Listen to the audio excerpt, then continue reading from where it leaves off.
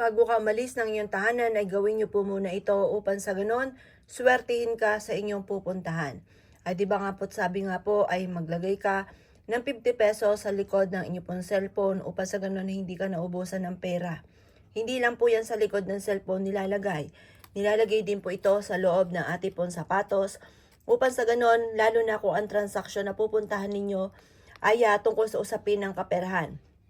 Halimbawa, sa inyong negosyo, ikaw po muna ay maglalagay ng 50 pesos na ganyan ang itsura at ito po ay ipasok mo na ang inyong pong paa. Asahan nyo na sa araw na kung kailan kayo ay naglagay ng 50 pesos ay magkakaroon ka ng malaking benta.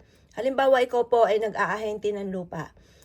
Mainam po mabossing ko na maglagay ka ng 50 pesos sa inyong pong sapatos bago ka umalis ng inyong pong tahanan upang sa ganon, yung inaahente po ninyo ay madil po ninyo.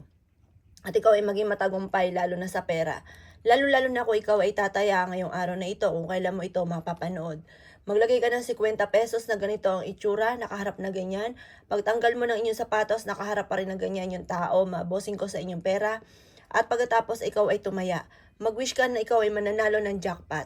Ito po ay wala namang masama na sumubok, lalo na at maganda naman ang may dudulot. Halimbawa, ikaw po ay naghahanap ng trabaho.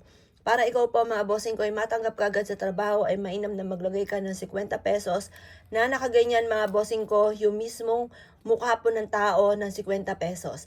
At pagkatapos ito ay gawin mong lucky charms at ito po ay magkakaroon ka ng positibong pananaw sa buhay at maiisip po ninyo na kayo ay suswertihin dahil meron kang ganito. At yan nga po ay magaganap. Makapangyarihan ang ating isipan, ang ating pandama at ganoon ang ating salitain.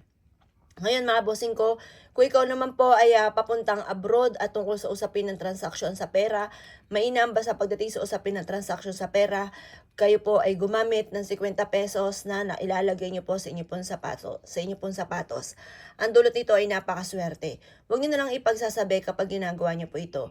Kasi minsan, may mga tao na iinggit ka agad at iniisip na baka kayo nga ay swertein at may daig nyo sila, kaya sila po ay kukontra. Mas mainam gawin nyo na lamang po ito. Pero i-share nyo ang ating video para may makaalam na iba. Ang mga tao nagsishare ng mga ganito mga kaalaman na maganda naman po na idudulot sa kapwa ay nasa inyo ang pagpapala. Nagsishare ka pa lamang ikaw ay sinuswerte na. Mainam po mga bossing ko na gawin nyo ito ng tahimik. At kapag may mga dumarating na blessing, huwag nyo ipagsasabi. Hayaan nyo lamang po na sila mismo ang makapansin. At ito'y tawan-tawanan mo na lamang. Huwag ka magyayabang, huwag mo po sasabihin kung ano pa ang iba pong mga sikreto. Mas mainam na wala nakakaalam. Kasi once may nakakaalam, may mga kumukontra sa mga pangarap. May mga naiinggit ka agad. Ngayon pa mga bossing kaya 50 pesos sa ating gagamitin, ito ay kulay pula. Ang pula ay nagtataboy ng malas at tumahatak ng swerte. Kaya kung nais yung mataboy din ng mga kamalasan ng mga taon, lalo na mga inggitera, gumamit ka ng kulay pula. Kagaya ng 50 pesos. Kaya kung ikigagawa ng gato mga pamamaraan, ay siya mga boss, good luck po sa iyo po lahat.